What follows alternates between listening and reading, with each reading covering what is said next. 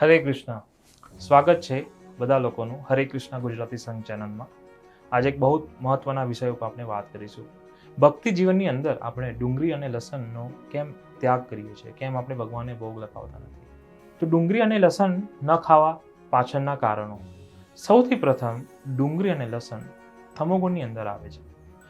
તમોગુણ એ અજ્ઞાન અને અંધકારનું પ્રતીક છે. લસણ અને ડુંગળી આ અજ્ઞાન અને અંધકારનો ગુણમાં આવતા ખોરાકો છે. એટલા માટે શાસ્ત્રો મુજબ ખોરાક 3 પ્રકારના હોય છે. ફર્સ્ટ સતોગુણી, બીજો રજોગુણી અને ત્રીજો તમોગુણી. આજે તમોગુણી ખોરાક મનુષ્યની ચેતનાને અશુદ્ધ કરે છે અને આળસ, નિદ્રા અને અજ્ઞાનમાં વધારો કરે છે. બીજું કારણ એ છે કે આ જે ડુંગળી અને લસણ છે ભગવાનને અર્પણ કરી શકાતું નથી. ભગવાન કૃષ્ણ ભગવદ્ ગીતામાં સ્પષ્ટ 9મા અધ્યાયમાં 26ના નંબરના શ્લોકમાં સ્પષ્ટ કહે છે, તેઓ પવિત્રતા અને ભક્તિ સાથે અર્પણ કરેલા ફળ, ફૂલ, પાંદડા અને પાણીનો સ્વીકાર કરે છે. કૃષ્ણ માત્ર સત્વગુણ ધરાવતી વસ્તુઓ સ્વીકારે છે. ડુંગળી અને લસણ તામસિક હોવાથી તે ભગવાનને ભોગ તરીકે ધરાવી શકાતા નથી. જે વસ્તુ ભગવાન ન ખાઈ શકે તે ભક્તો માટે પણ નિષિદ્ધ છે. સો અહીંયા આપણે સમજીશું કે ભગવાનને ભોગ લગાવવાનું મહત્વ શું છે અને એ જે પ્રસાદ આપણે જે મળે છે ભગવાન દ્વારા ભોગ સ્વીકારેલો જે પ્રસાદ છે, આપણે જે એનું મહત્વ શું.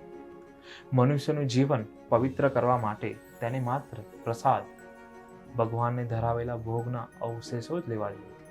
જો આપણે ભગવાનને અર્પણ કર્યા વગરનું અન્ન ખાઈએ તો આપણે માત્ર પાપ ખાઈ રહ્યા છીએ. ડુંગળી અને લસણ ભગવાન સ્વીકારતા નથી, તેથી તે ક્યારેય પ્રસાદ બની શકતા નથી. એટલા માટે બધા જ ભક્તોએ બહુ ધ્યાન રાખવું જોઈએ કે ક્યારે પણ આપણે એવી કોઈ વસ્તુ અર્પણ ના કરીએ જેમાં ડુંગળી અને લસણ હોય. આપણે ઇવન બહાર બી કોઈ વસ્તુ મસાલા કે એવું લાવતા હોઈએ તો હંમેશા ધ્યાન રાખવું જોઈએ કે એની અંદર ડુંગળી અને લસણ ના હોવા જોઈએ. ચોથું, આપનું મન અને શરીર હંમેશા આપણે જે ખાઈએ છીએ એના ઉપર નિર્ભર છે.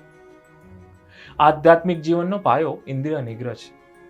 ડુંગળી અને લસણ જેવી વસ્તુઓ ઇન્દ્રિયોને ઉત્તેજિત કરે છે અને મનને ભગવાનના સ્મરણમાં સ્થિર થવા દેતી નથી. તો અહીંયા આપણને એક વૈકલ્પિક ઉપાય તમને આપું છું કે જે રસોઈમાં સ્વાદ માટે તમે ડુંગળી અને લસણના સ્થાને હિંગનો ઉપયોગ કરવાની સલાહ આપવામાં આવે છે, જે એકચ્યુઅલી સ્વાસ્થ્યપ્રદ અને ભક્તિમાં માન્ય છે. તો અહીંયા આપણે એક શ્રીલ પ્રભુપાદની જીવનનો એક પ્રસંગ છે જ્યાં પ્રભુપાદજી પોતે પોતાના એક્ઝામ્પલ થ્રુ, પોતાના ઉદાહરણ આપીને સમજાવે છે કે બધા જ જે શિષ્યો છે જે ભક્તિ જીવનમાં છે એ બધા લોકોએ ડુંગળી લસણ ના લેવું જોઈએ. શ્રીલ પ્રભુપાદ હંમેશા તેમના શિષ્યોને વૈષ્ણવ આચરણ અને પવિત્રતા શીખવતા હતા. તેમના જીવનના પ્રારંભિક દિવસોમાં જ્યારે તેઓ વ્યવસાય અર્થે મુસાફરી કરતા ત્યારે તેઓ હોટલમાં રહેવા હોવા છતાં અત્યંત સાવધ રહેતા હતા. એકવાર તેઓ મુંબઈની એક શાકાહારી હોટલમાં રોકાયા હતા. જો કે તે હોટલ શાકાહારી હતી, પરંતુ ત્યાં રસોઈમાં ડુંગળી અને લસણનો ભરપૂર ઉપયોગ થતો હતો. પ્રભુપાદે ત્યાં પણ પોતાની શિસ્તતા જાળવી રાખી અને રસોઈયાને સ્પષ્ટ સૂચના આપી કે તેમના ખોરાકમાં ક્યારેય ડુંગળી કે લસણ હોવું જોઈએ નહીં. હોટેલના કર્મચારીઓ આ જોઈને આશ્ચર્યચકિત થઈ ગયા કે એક વ્યક્તિ શાકાહારી હોવા છતાં આટલી બધી પરેજી કેમ પાડે છે. તો પ્રભુપાદ સમજાવતા કે આધ્યાત્મિક જીવનમાં ખોરાક એ માત્ર પેટ ભરવાનું સાધન નથી, પણ તે ચેતનાને શુદ્ધ કરવાની પ્રક્રિયા છે.